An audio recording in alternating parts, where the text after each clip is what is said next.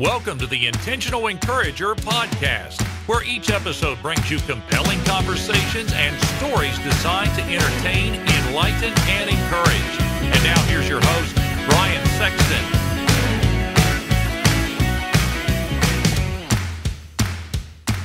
And welcome into the Intentional Encourager podcast. I'm your host, Brian Sexton. Thank you for joining us again today. A bonus episode of the Intentional Encourager podcast. That's right, a bonus episode. So in this bonus episode, I have Tom Ziglar, who is the son of the late great Zig Ziglar, motivational speaker extraordinaire. Tom is the CEO of their company, Ziglar Incorporated. Now, Tom will be on a later episode of the Intentional Encourager podcast where he tells his story. And it's an incredible, powerful story. I can't wait for you to hear it. But this bonus episode is more around today's events, around the pandemic. Tom talks about his new ebook, Stronger in Action Guide, and also another ebook that he has put out called Leading a Remote Workforce. And you can get both of those free resources at Ziglar.com. And so again, in this bonus episode, Tom just talks about what he's doing and offers a ton of intentional encouragement. I hope you enjoy this bonus episode of the Intentional Encourager podcast and get encouraged. Well, Brian, I'm doing better than good, but that's like genetically required. I love when you say that, because each time that we've had you on, you have said that. And, you know, you're exactly right. Tom, I want to start here with the conversation. We are in the midst of a global pandemic and have been in the midst of one for the last almost 5 months now. How would your dad have responded to the times today? Because he was a man that came through many tough times himself. It's well chronicled, and he told his stories many, many times of the things that he overcame. But this is something we have never seen in our lifetime. How do you think Zig would have reacted to the pandemic today? Well, when it first started, I had a lot of, like we all did, locked at home, thinking about, okay, what do I need to do? How do I need to think? And then I started thinking, well, what would Dad say? And so I kind of went into the treasure trove of all of his famous quotes. And one of his quotes just really stood out to me. And here it is: expect the best, prepare for the worst, and maximize what comes. And, that's a great outlook. That's a great way to live life any day, any year, any time in history, but it's especially important during a time such as this. What does expect the best means? It means that every morning we wake up, we've got the attitude of gratitude. We're going to go make it happen. It doesn't matter what's going on out there. We're going to control what's right between our two ears. When we talk to people, whether it's a friend, a family member, a customer, or a prospect, we're going to bring them a word of encouragement. We're going to lift their spirit. We're going to be positively contagious. And when we do that, medically, scientifically, we know that boosts our immune system. And then when we share that with them, it also gives them a boost. Isn't that what we're supposed to do? Well, that's the first part. And you kind of think, well, that doesn't make sense. The second part of that quote is prepare for the worst. Well, that seems negative. No, it's not negative. It's practical. What does that mean? Well, if we prepare for the worst, this is the way I look at it in my mind, is what we do is we create margin. Mm-hmm. So how do we create margin? Well, are we eating right? Are we getting the right kind of nutrition? Are we walking? Are we getting the right kind of exercise? Are we moving? Are we taking vitamins? Are we getting plenty of sleep? Are we resting enough? Are we taking care of the stress that we might have? You see, the better shape that we're in, the more clarity we have, the more energy, the more capacity that we have to take whatever comes, right? Mm-hmm. And then we also got to look into the future in our business. We got to look down the road and go, hey, what happens if this takes longer than I want it to? I mean, let's face it, if we could wipe it away, we would, but we can't. So if we look into the future and you say, instead of 4 months, what if it takes 6 months? What if it takes 8 months? What if it takes a year? Well, what if we just plan today like it's going to take a year? And so we started putting in reserves. We started doing a little bit extra. We started, creating that margin so that no matter what happens, we're able to deal with it. We're able to handle it. If things get better sooner than we expected, that's a win. Mm-hmm. If things take longer than we wanted to, then we can not only get through it ourselves, but we can help those we love get through it. And then finally, the last one is you got to maximize what comes. Mm-hmm. And this is a key, because since we don't know what's going to happen, since we don't know what challenges we're going to face, or even more important, what challenges and needs and problems those we love and our customers are going to have, if we expect the best and prepare for the worst, then whatever comes our way, we can maximize it. Mm-hmm. And this is a real simple one. And you probably had this happen. Have you had anybody text you, call you up late at night, send you a direct message, reach out to you, and they're a little stressed, they're a little nervous, they're a little anxious, right? They're looking for a little help. Yeah, well, if you expect the best and prepare for the worst, when those you love come to you saying, hey, I need encouragement, you can give it to them. And ultimately, that's why we're put here on this earth, I believe, is to help those around us be, do, and have more. And so when we have that approach, it's only upside. Yep. I tell people you cannot encourage someone else until you're encouraged yourself. Right. Because, and I love what you said about waking up with an attitude of gratitude, because it changes your mindset when you open your eyes and the first thing that you do, especially if you're a Christian like we are, and you say, Lord, thank you for this day, then you immediately begin to put aside the things. Your mind tends to go because you're thinking about the day and things like that. But I find, Tom, when I wake up and I just start thanking the Lord, I start praying more than I start thinking. And then I begin to encourage myself. And I think of a scripture, 1 Samuel 30:6, there were a lot of things happening around David, the king of Israel. And the Bible says that he was greatly distressed. The people were distressed and they wanted to stone him. But the Bible said David encouraged himself in the Lord. Tom, how important is encouragement ongoing? Because you said something a minute ago I want to park on. Prepare for the worst. And a lot of people throw their hands up when the worst comes. Yeah. But how important is ongoing encouragement to people? It's critical. Dad, whether it's encouragement or getting a bit of daily motivation, Dad had a famous quote. He said, that people say, well, motivation doesn't last. Well, neither does bathing or eating. But if you do both of those every day, you'll smell better and feel better too. I love that. That's great. It's just such a little simple quote. And so we've got to put the good stuff in every day. So let me read you this. This is yeah, please do. Dad did a program called Strategies for Success, and this was put out, I think, in the 80s. And I was going through it, finding some nuggets. And so listen to this really simple statement, and he's quoting Dr. Tony Campolo. And this is what he said. He said, your past is important because it brought you to where you are. Mm-hmm. But the past is not nearly as important as the way you see your future. The way you see your future determines your thinking today. Mm-hmm. Your thinking today determines your performance today. And your performance today has a strong bearing on what the future is going to be. And here is the danger.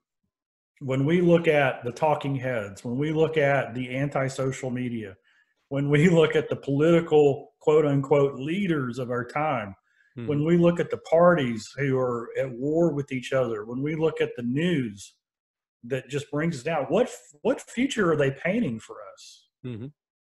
It's not a good one, right? I mean, where's the hope? Where's the encouragement? And so what did that quote say? It said, the way we see our future determines our thinking. Mm-hmm. And so when we expect the best and we envision the future that we're going to create, the more powerful and the more positive that future is, the better our thinking is. Mm-hmm. What does our thinking do? Our thinking controls our performance. Mm-hmm. So there is no downside to this, because we're not talking about ignoring it. That's why we prepare for the worst. And so I tell people, look, Everybody's got problems. People have problems they never imagined they would have. But one of my good friends, Rabbi Daniel Lappin, he said this: when you solve a problem, you're often rewarded with a certificate of appreciation. Mm-hmm. We call that money. Mm-hmm. And so I want people to understand, and this is what Rabbi Lappin said: when God smiles when one of his children solve a problem for one of his other children. Mm-hmm. And so what I look at it is, I look at the world and I see all these problems, and I just flip the word problem and change it to the word possibility. Mm-hmm. I've literally talked to hundreds of people who were in a situation they never expected to be in. And because of that, they've dug inside and said, what is it that I really want to do? What is it that I'm really good at doing? What am I called to do? And they're more exciting than they've ever been. Mm-hmm. Not because they're enjoying the pandemic and all the problems, but because it's focused their vision on who God created them to be and what they can do. Mm-hmm. And when we start thinking about the future that way, then we understand, look, our battle is not with COVID-19. Our battle is between our ears. Our competition isn't COVID-19. Our competition is us maximizing the abilities, the gifts, and the talents that God gave us. And your company really specializes in being that antidote to the talking heads that you were talking about, because the media loves to make it seem like that we're all just, if COVID doesn't take out most of America, then the economy is going to take out the other part, and all these people are suffering. But Tom, you've worked with multitudes of business leaders that are actually thriving in the midst of this. They had an adjustment. They prepared for the worst, and they said, okay, if we can take this and shift our thinking, our company can become stronger, which a lot of it is the impetus of the ebook that you put out, Stronger, which takes those principles and says, okay, how can we flip them on their head and we become stronger after this thing is over? I got to ask you, what was it that prompted you to write the ebook Stronger? Because I thought it was so well timed and so perfectly placed in the midst of this pandemic. I've got to ask you what the inspiration was behind that. Yeah, so a couple of things. Okay, the pandemic starts, we get the lockdown, everybody knows what that's like. You're now at home, you're either not doing what you were doing or you're doing it completely different. And for me in my life, that meant doing about 100 webinars in about 6 weeks. And let me jump in here, because you were scheduled to come to our area at the end of March, come to Prestonsburg, Kentucky, which is in our listening audience. And so obviously when the pandemic hit, the travel restrictions and things came, and you weren't able to come to our area. So didn't you have to do a lot of those things virtually? Well, some of them we've done virtually and some of them we've postponed. So the Prestonsburg, Kentucky event with Kevin Davis, who's one of our guys, he's one of our Ziglar Legacy certified trainers. We're now moving it. I believe it's going to be in March. But for those, he had a huge attendance already registered for it.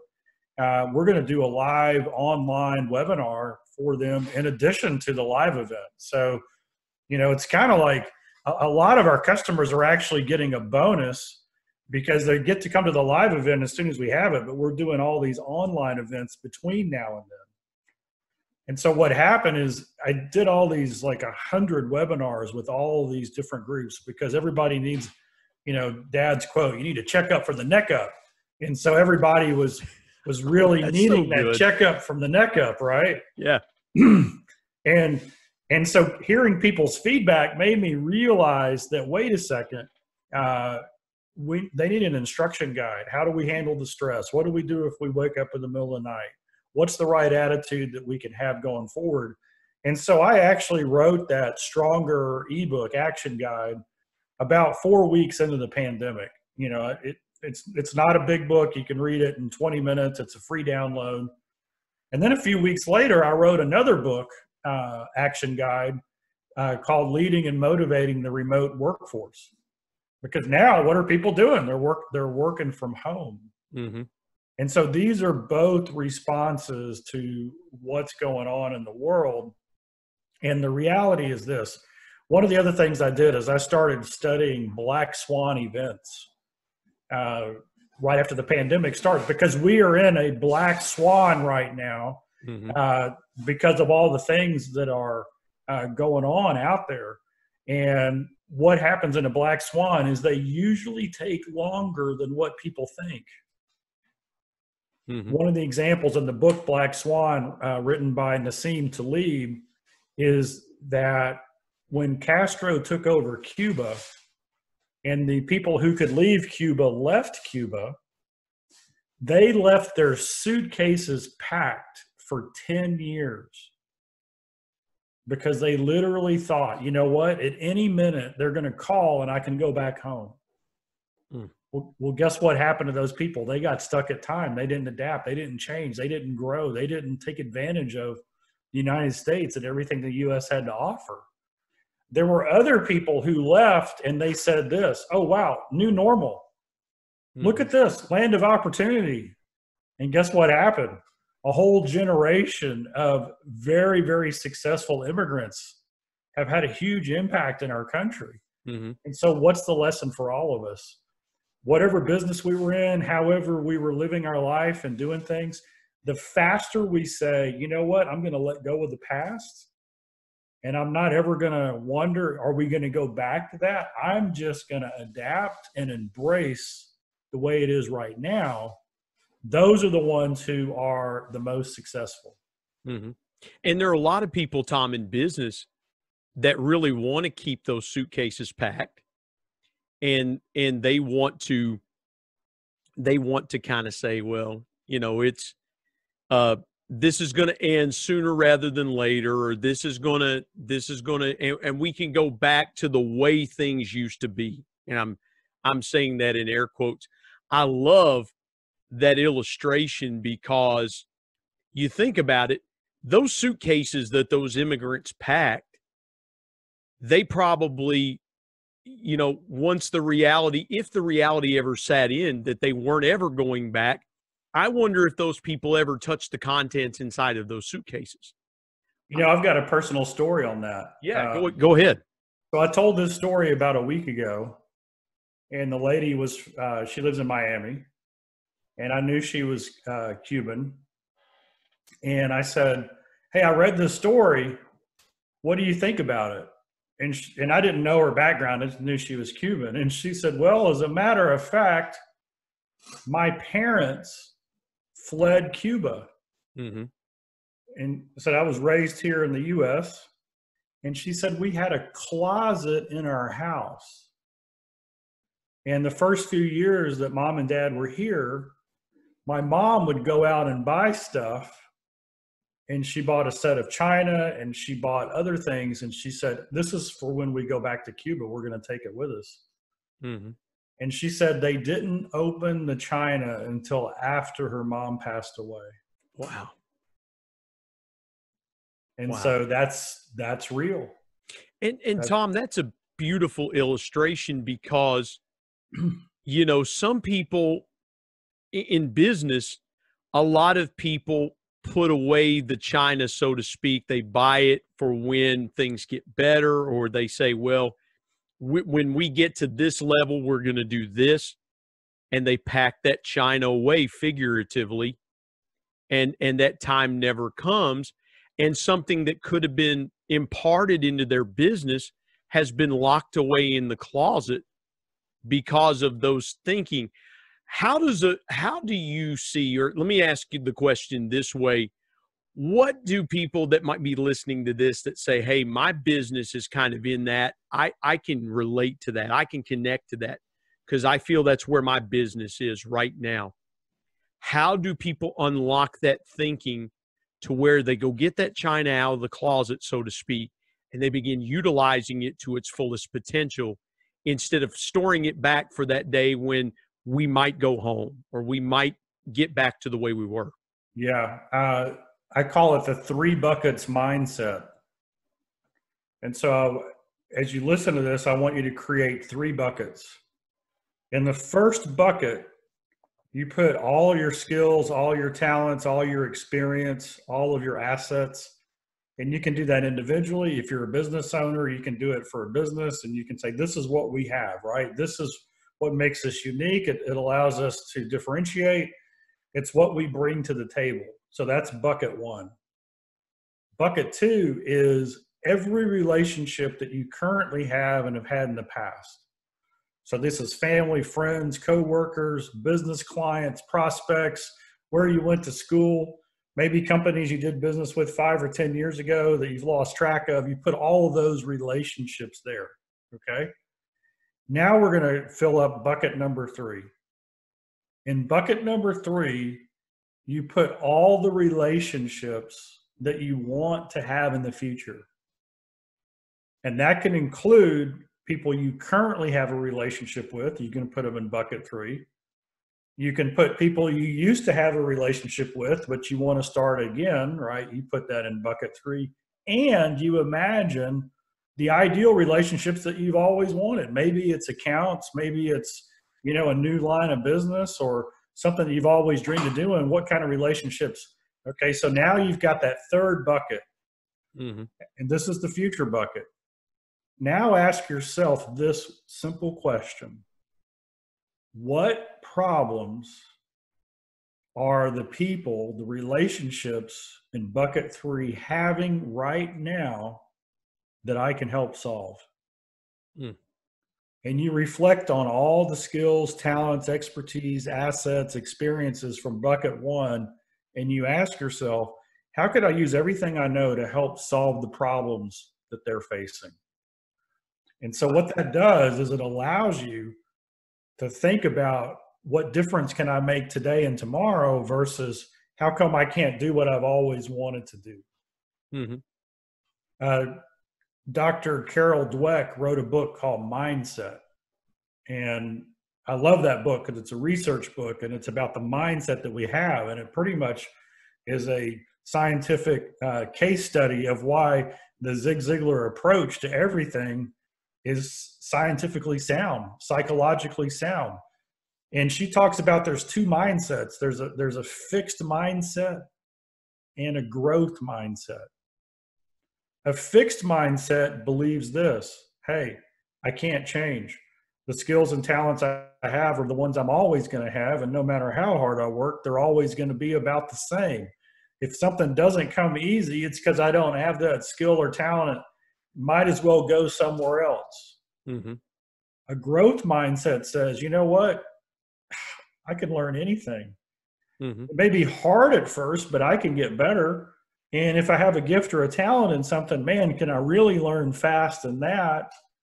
But if the world needs a solution, I get excited because I can grow into it. So what's the difference in the play? When a black swan happens, a fixed mindset struggles and focuses on how can we make the system we spent so much time, how can we make that work? What can we do to tweak it, right? Because I need to up that performance. So fixed mindset people are very much performance oriented. It's all about the results. And when the results go down, they start tweaking the system to get the results back up. If everything's staying relatively the same, that'll work for a while. But when you get a complete change, what we just had, you need a growth mindset. Mm-hmm. And a growth mindset says, oh my goodness, what an opportunity to learn. Things are completely different. How can we solve this problem that's right now? And they're not locked into the framework of the way they used to do it. Mm-hmm. Fixed mindset leaders focus on results. Growth mindset leaders focus on growth. What's the difference?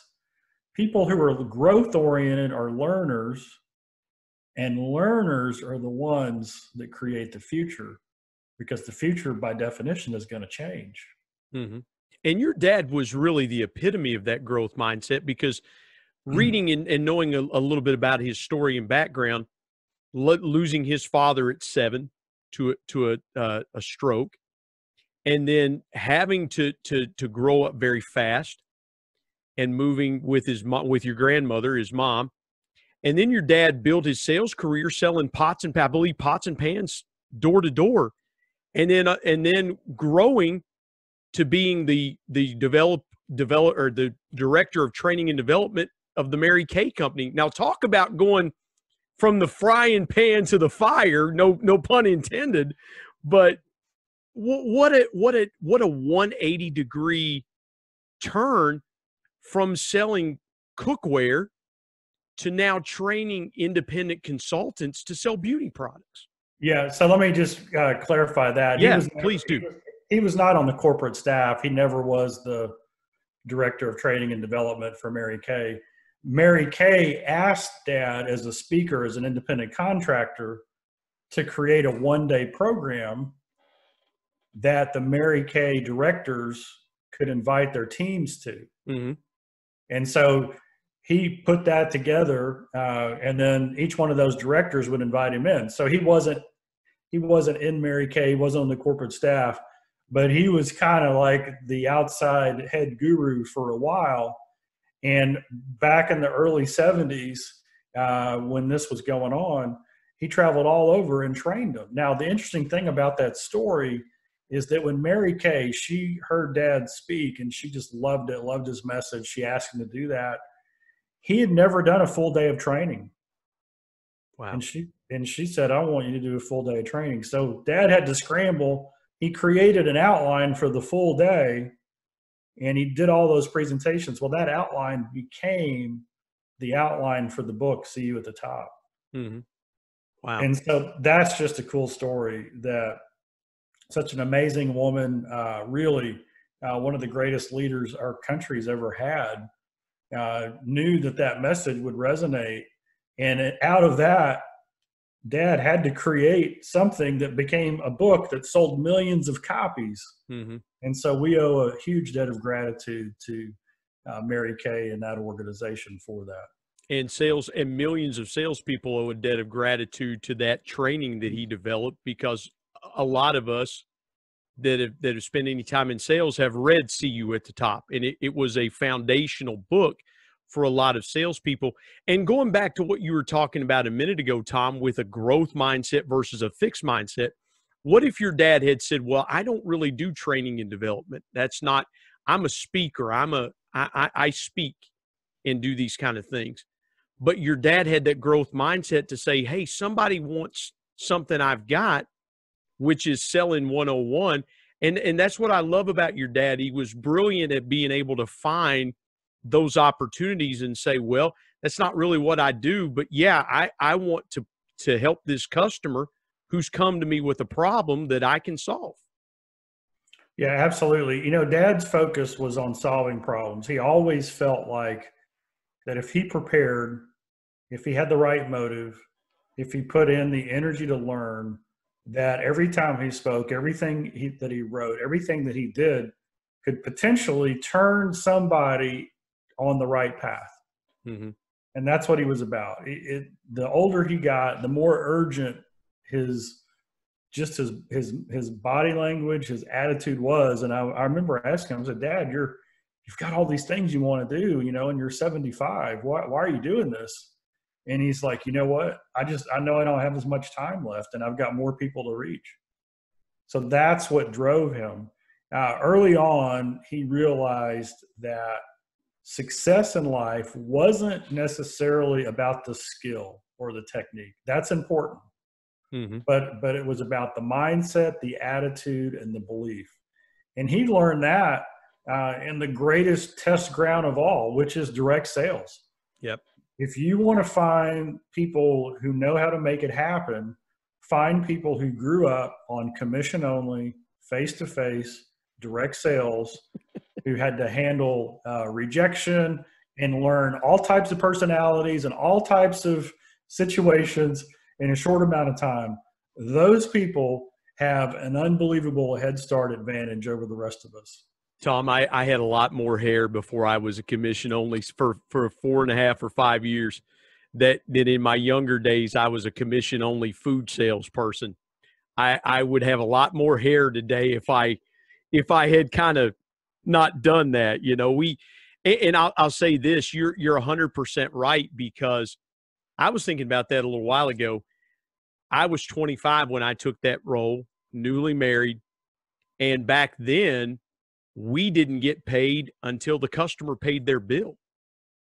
And so our credit manager would tell us, he would say, fellas, the sale's not truly been made until the bill's been paid, because we would see if a customer, a restaurant, or somebody ordered $4,000 or $5,000 worth of food, man, we were rejoicing, and we had to remember the credit manager saying, guys, the sale's not made till the bill's been paid.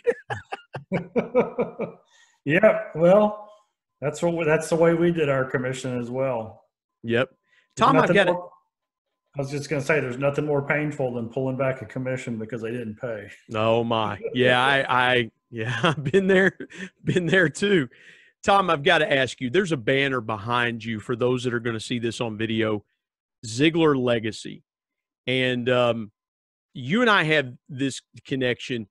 Your father passed away. I was reading in November of 2012. My dad died a few days later in early December of 2012. And we both, my dad was such an influence in my life as your dad was in your life. I've got to ask you, if I don't ask this, I would be remiss in asking about legacy and the importance of carrying on legacy.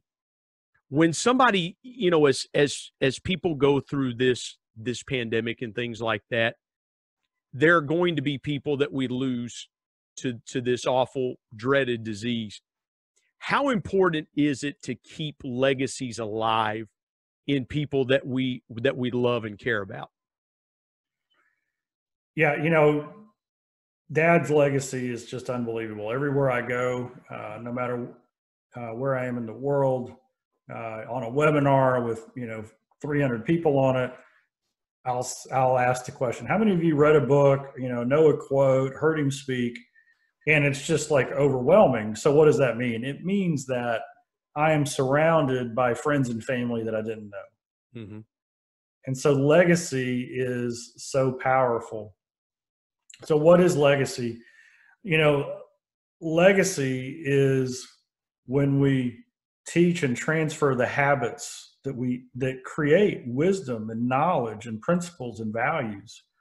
And so those of us who want to leave a legacy, we've got to ask ourselves, what are we doing on a daily basis to instill the principles and values, the wisdom that our kids and our family can carry on? And at Ziglar, our Ziglar legacy, one of our mottos is, you know what, once we get to know you, we just adopt you. All right. So we look at everyone as family.